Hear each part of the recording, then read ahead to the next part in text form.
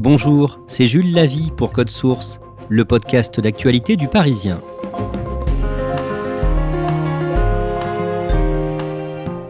À l'occasion du Téléthon 2025, les 5 et 6 décembre, Code Source vous propose aujourd'hui un témoignage, celui d'un Français de 35 ans qui vit aux États-Unis. Mathias Lambert est originaire du Pas-de-Calais. Atteint d'une forme rarissime de myopathie, il a excellé dans les études et il est devenu chercheur à Boston. C'est lui qui a identifié le gène de sa maladie. Mathias Lambert a pris le temps de raconter en détail son parcours à Barbara Gouy pour Code Source.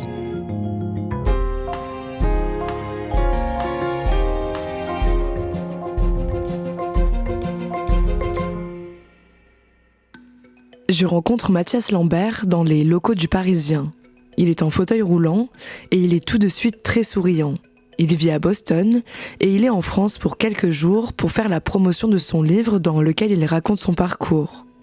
Mathias est né le 27 juillet 1990 dans le Pas-de-Calais. Dès sa naissance, les médecins se rendent compte qu'il a une maladie. Pendant 6 mois, il fait des allers-retours à l'hôpital pour déterminer quelle est cette maladie.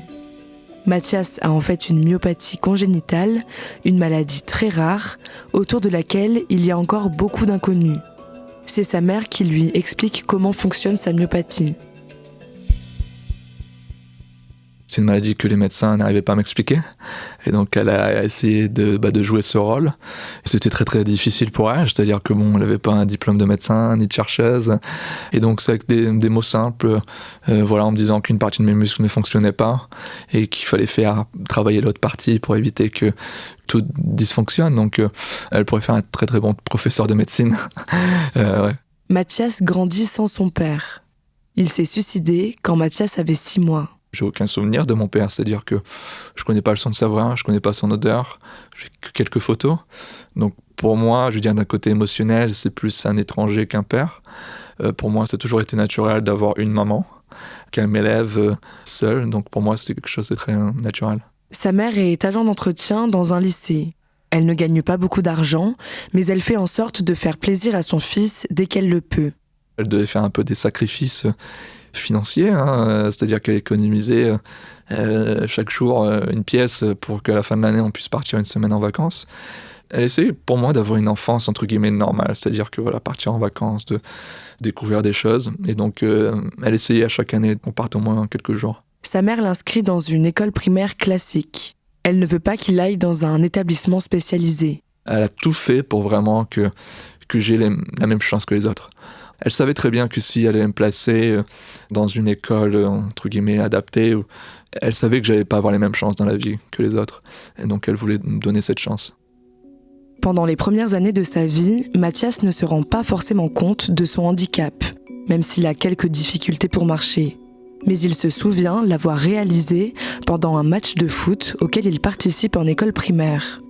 J'ai chaussé les crampons, le maillot de l'équipe de France pour aller jouer avec les autres enfants de mon âge. Et dès le départ, je voyais que tout allait très vite. À droite, à gauche, le ballon passait. Et pendant tout le match, j'ai pas touché le ballon. Et là, je me suis rendu compte qu'il y avait quelque chose qui clochait, que mon corps ne répondait pas à mes envies. Et je pense que c'est là que tout a démarré pour moi. À 6 ans, Mathias découvre le Téléthon.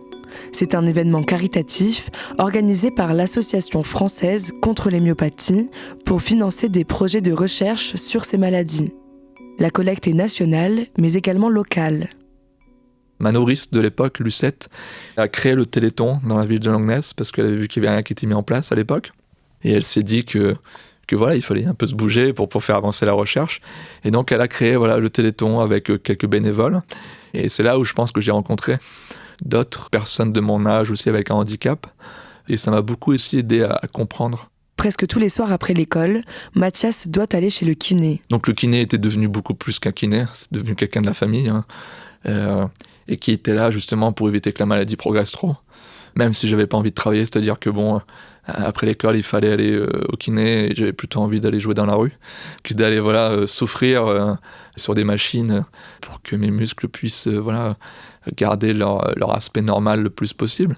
C'était une habitude. Mathias a un programme chargé, mais il arrive tout de même à se concentrer sur ses devoirs après les séances de kiné. Il a de très bonnes notes et il arrive au collège sans difficulté. J'étais très bon élève, très concentré. Et le fait de ma maladie, donc, elle me provoque beaucoup de fatigue.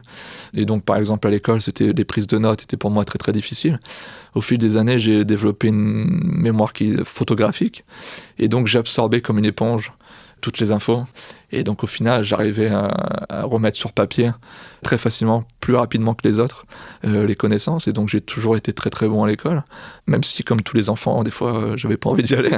Mais j'étais, voilà, l'école s'est très bien passée, ouais. Mathias a son groupe d'amis, mais il subit quand même quelques moqueries de la part de ses camarades sur son handicap, notamment sur sa façon de marcher. Mathias continue sa scolarité et avant d'entrer au lycée, il participe à un événement du Téléthon qui s'appelle la Journée des familles. Il est allé visiter les laboratoires du Téléthon en Essonne, le Généthon, avec sa mère. On a passé une journée là-bas, à visiter les laboratoires, à rencontrer des chercheurs.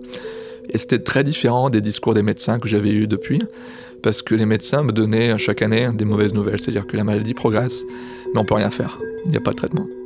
Et là, j'avais un discours totalement différent des chercheurs. On me disait, on va travailler sur ta maladie, on va trouver un traitement. Pour la première fois, on me donnait un espoir d'un traitement un jour. Pour la première fois, voilà, j'avais l'impression que ces chercheurs, avec leurs blouses blanches, ces blouses se transformaient un peu en cape de super-héros. Et j'avais vraiment envie de devenir juste, voilà, chercheur. Ça m'a donné envie de devenir cette personne. Quand Mathias arrive au lycée, il n'a donc qu'une idée en tête, devenir chercheur. Mais certains professeurs essayent de l'en dissuader.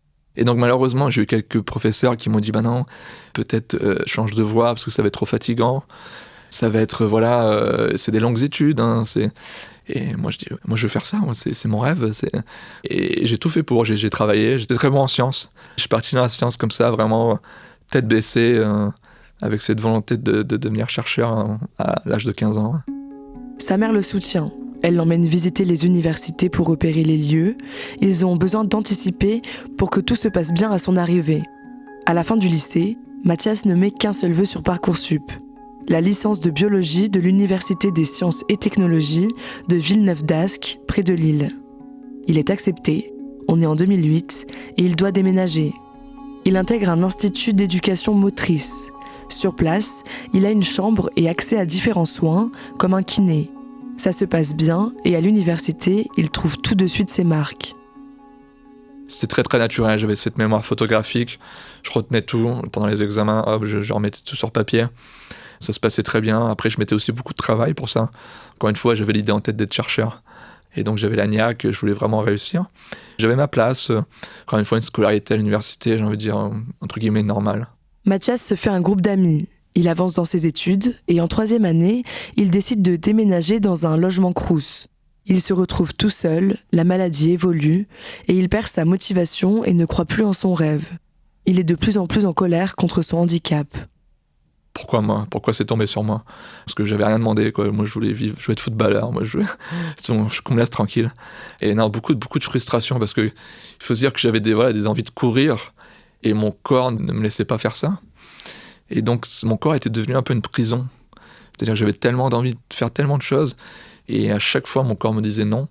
Et donc, il y avait une colère qui montait à chaque fois et j'avais beaucoup de mal à gérer. Des fois, ça bouillonnait en moi et d'un coup, ça explosait, quoi. Je partais en crise de folie, hein, clairement. Et j'ai dû apprendre. J'ai dû apprendre sur moi-même. J'ai dû apprendre à gérer tout ça.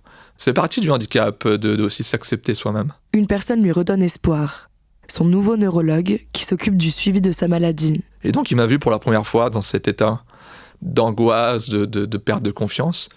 Et lors de ce premier entretien, je voyais qu'au final, il ne s'occupait pas beaucoup de mes muscles. Il s'occupait plutôt de ce qui se passait dans ma tête. Et je pense qu'il a compris que si le cerveau lâchait, l'esprit lâchait, mon corps allait lâcher aussi. Parce que malgré tout ce qui me fait fonctionner aujourd'hui, c'est mon mental. Et il savait très bien que si je lâchais de ce côté-là, ça n'allait pas fonctionner. Et il m'a redonné un peu de confiance. Et c'est ce qui m'a aussi permis d'avancer par la suite. Et encore une fois, le hasard faisait bien les choses. Je devais faire un stage de 3e année. Il m'a dit, attends, moi je suis dans un labo qui travaille sur le muscle, sur les myopathies. Tu devrais leur envoyer ton CV. Je suis sûr que ça va t'intéresser. Donc, c'est des petites rencontres, des petits riens. mais parfois on s'y raccroche beaucoup.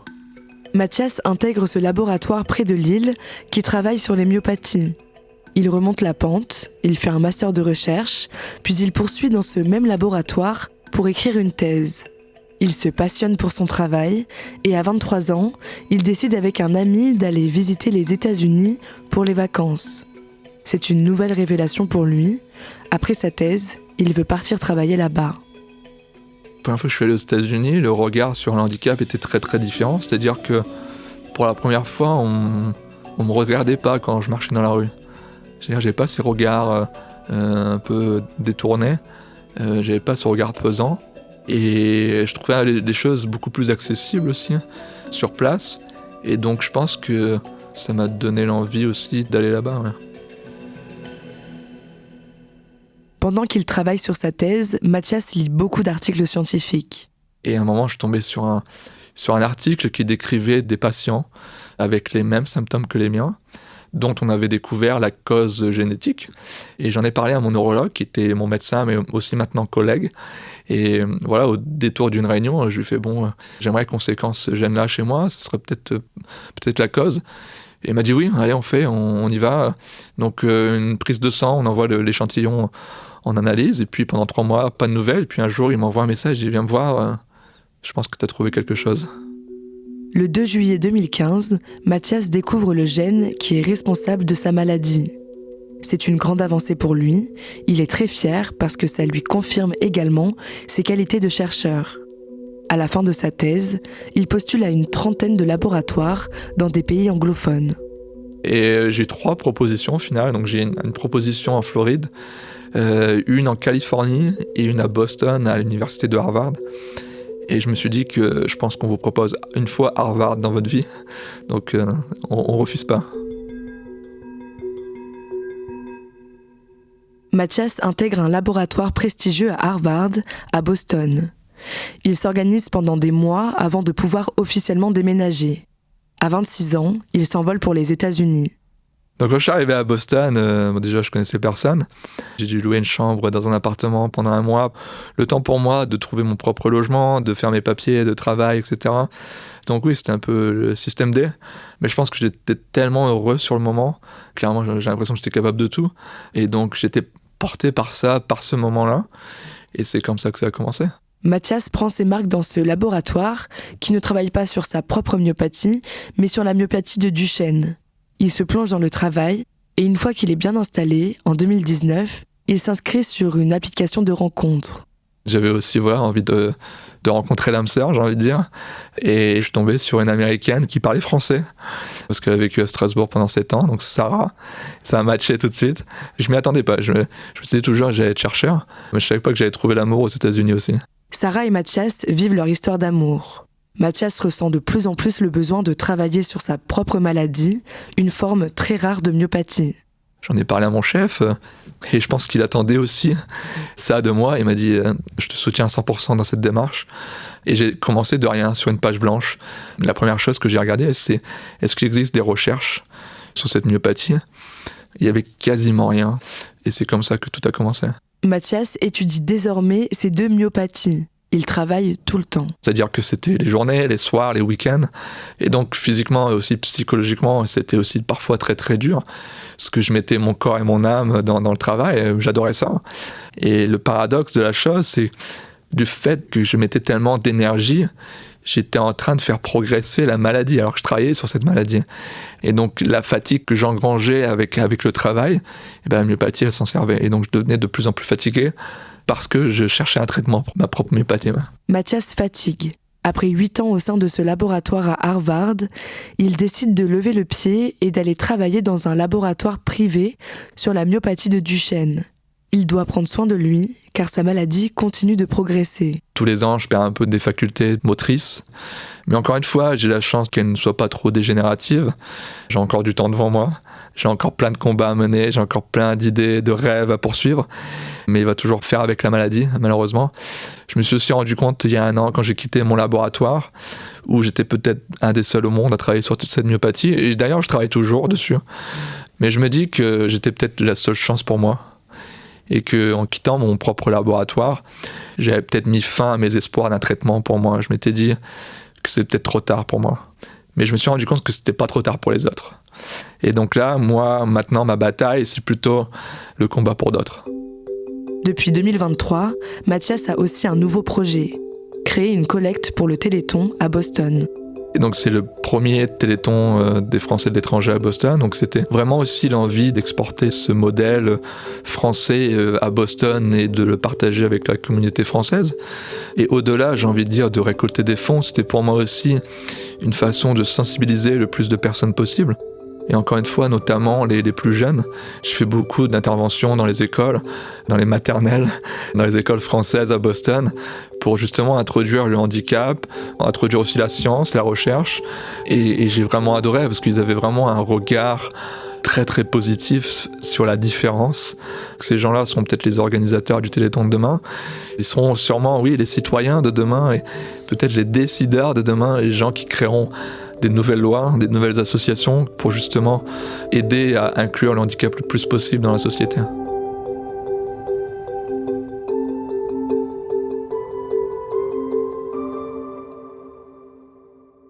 Barbara, on comprend en écoutant Mathias Lambert que sa maladie évolue. Est-ce qu'il sait à quoi s'attendre dans les années et les décennies qui viennent ? Pas vraiment, en fait sa maladie est très rare, donc il est difficile pour lui de se comparer à des cas similaires. En tout cas pour le moment, Mathias se rend compte que sa maladie évolue, mais quand même assez lentement. Et il y a très peu de recherches sur cette myopathie aussi. Ce qu'il me disait, c'est qu'il a l'impression d'être un peu son dernier espoir. Si lui-même arrête de faire des recherches sur sa propre maladie, il ne comprendra sûrement jamais vraiment comment elle fonctionne et il ne trouvera jamais de traitement. Mais il n'est pas défaitiste non plus. Il a encore plein de projets et il sait qu'il a encore du temps devant lui. Barbara, ce qui frappe dans ton sujet, c'est le rôle de la mère de Mathias Lambert. Aujourd'hui, j'imagine qu'elle est très fière de lui. Oui, elle est très fière. Mathias me disait que pour elle, c'est un peu une revanche sur la vie, après tous les combats qu'elle a menés pour qu'il ait des aménagements et pour qu'il ait les mêmes chances que les autres. Et elle est fière qu'il ait pu réaliser son rêve, même si certaines personnes ont essayé de l'en dissuader. Mathias me disait que même s'il habite à Boston maintenant, ils sont toujours très proches et ils se parlent tous les jours. Merci Barbara Gouy. Le livre de Mathias Lambert, intitulé « Le combat d'une vie », est publié aux éditions du Rocher. Si vous souhaitez donner au Téléthon, vous pouvez le faire par téléphone au 36 37 ou bien sur internet téléthon.fr. Code Source est le podcast quotidien d'actualité du Parisien. Cet épisode a été produit par Clara Garnier-Amouroux et Anaïs Godard. Réalisation Julien Moncouquiol. Et puis n'oubliez pas Crime Story, une nouvelle affaire criminelle chaque samedi dans Crime Story.